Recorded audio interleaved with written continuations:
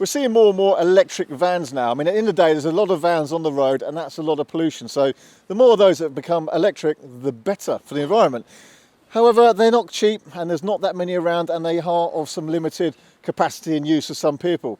However, the Nissan ENV200 has been with us for a few years. So in this video, I'm going to give you my review of this little car and tell you a few little things about it and why I think it's a pretty good little thing and it will suit a lot of people out there. So straight away out there, I know that electric vans won't suit some people. Some vans need a big capacity, heavy loads, and they drive very long distances.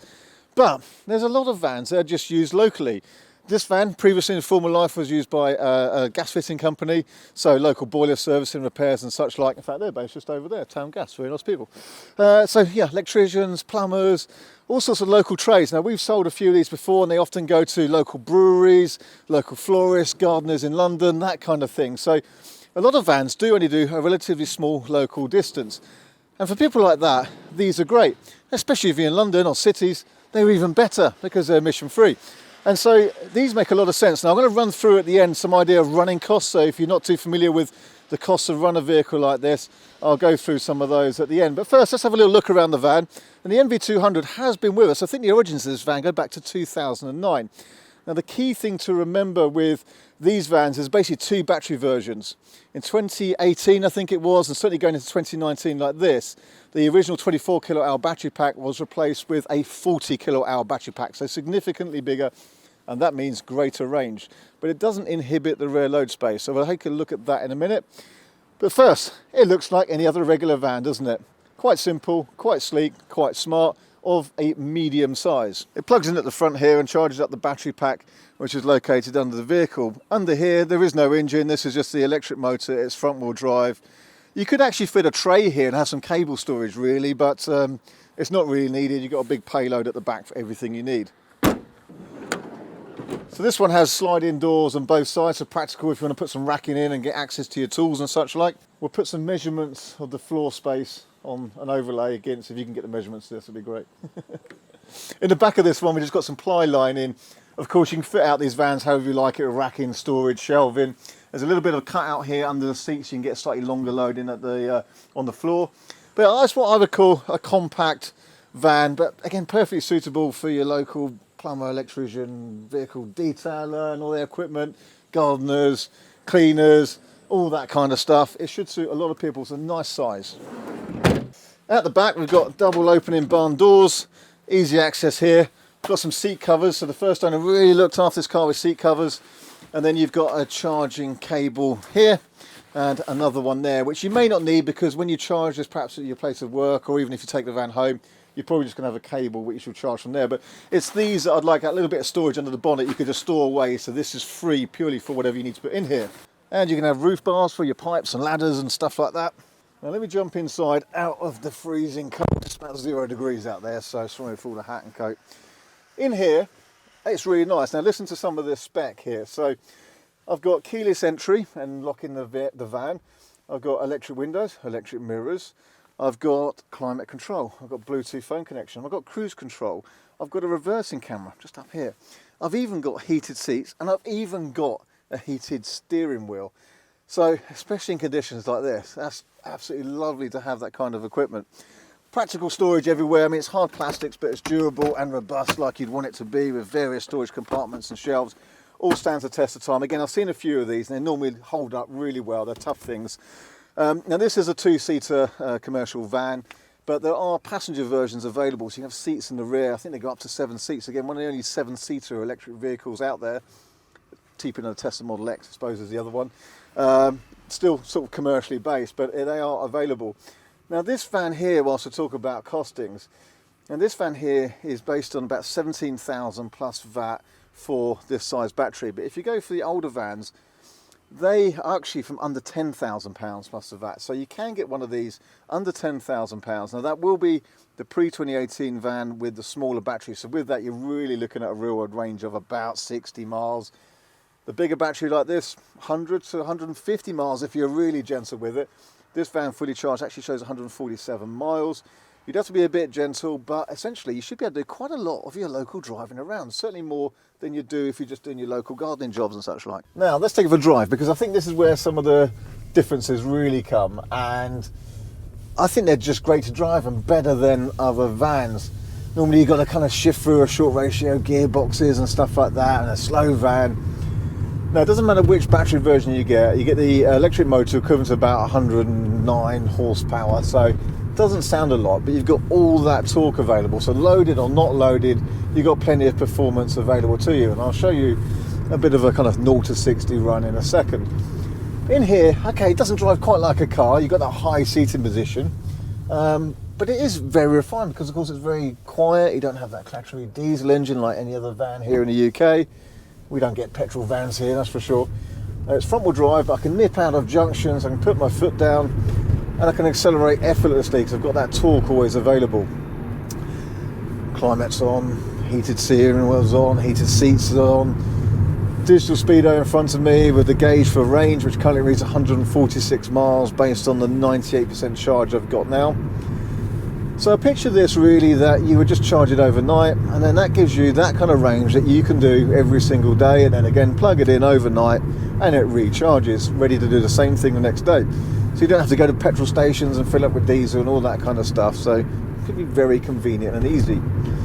Now I'm going to come up to a section of road here which is 60 miles an hour, so I'm going to do a 0 to 60 run in an ENV200. I'm not going to time it, the numbers don't matter too much, but they give you some perspective of exactly what it's like. It's not the fastest thing in the world, but it's a lot smoother and torquey than a petrol or diesel version of a van without going through the gearbox either. So if you're in town, it's ideal. Okay, so I'm going to stop here, there's nothing behind me. I'll make sure I'm not in eco mode, I'm in normal drive. I'm ready, go. Wheel spin. It's actually a damp day. There we go, now we've got that wheel spin there, up to about 20 miles an hour. There's 50 miles an hour, 55, and there's 60. So that's pretty quick, isn't it, really? And the fact we've got wheel spin on a cold day like this, it shows that torque you've got there from this electric motor. And then as I lift off, the vehicle slows down on regenerative braking, and I can actually adjust that. I can put it into B mode, which gives me even more regenerative braking effect. And that means I'm recovering energy back into the battery every time I lift off, and not using brake pads. And not using brake pads is one of those things that goes towards helping not really having much maintenance to do on a vehicle like this. Electric vehicles don't have those oil changes and DPF filters and AdBlue and all that kind of stuff like you get on other commercial vehicles. So now I'm going to bundle down this country lane.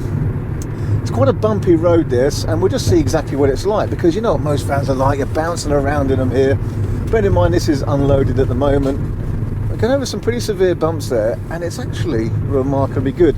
The steering's very light, you don't get a lot of feel through that, but then show me a van where you do, there's not many. But it's really very pleasurable to drive. And if you've never driven an electric van and you're used to driving a diesel van, give it a go, because you'll be surprised just how good they are.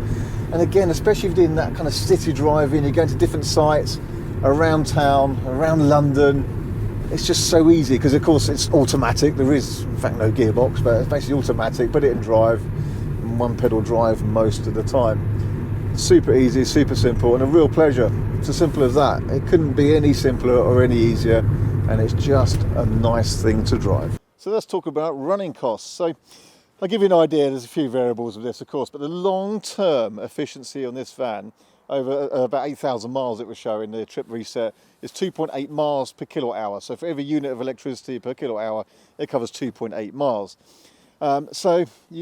Electricity rates vary. Ideally you go onto a cheap overnight tariff and you just charge this overnight and again ready for the next day. But with some quick calculations, let's say you cover 10,000 miles in a year. And if you're doing mainly city driving, you probably struggle with that. But let's say you cover 10,000 miles a year in your van. If you have cheap overnight electricity tariff, that could cost you under £300 for charging, for electricity, for this van for 10,000 miles. Let's say you don't. Let's say you're paying the most on a domestic UK tariff at the moment, 34 pence per kilowatt hour. It's going to cost you more like £1,200. And then obviously commercial rates can be different as well. So maybe if you're charging at a workplace, it could be different. These are just some rough guidelines, but 34 pence per kilowatt hour, £1,200. Now, for 10,000 miles in a 30 miles per gallon van at the price of diesel of about £1.90 per litre, you're going to spend nearly £3,000 on diesel. So you're looking at some potentially significant cost savings, especially if you can get cheap overnight electricity or some solar panels. We're just having solar panels fitted at our building at the moment. So in which case it could all be free, sort of, apart from the cost of solar panels, but you know what I mean. It could cost free daily to run. I think one of the biggest drives for a lot of people to go to electric vans is simply the emissions regulations increasingly getting more stringent in cities and places like London. Effectively, you need to be pushing towards electric because it just costs a lot of money to take a diesel in, and even now you can only take in certain diesels that meet certain criteria. So there are penalties for driving it, and that's why electric vans have become increasingly popular. That's why there are new models coming out now, which aren't cheap, but they will pay for themselves quite quickly. And remember, less maintenance and no road tax and all that kind of stuff as well. So electric vans are great. I love them. I love how they drive, so much smoother than diesel.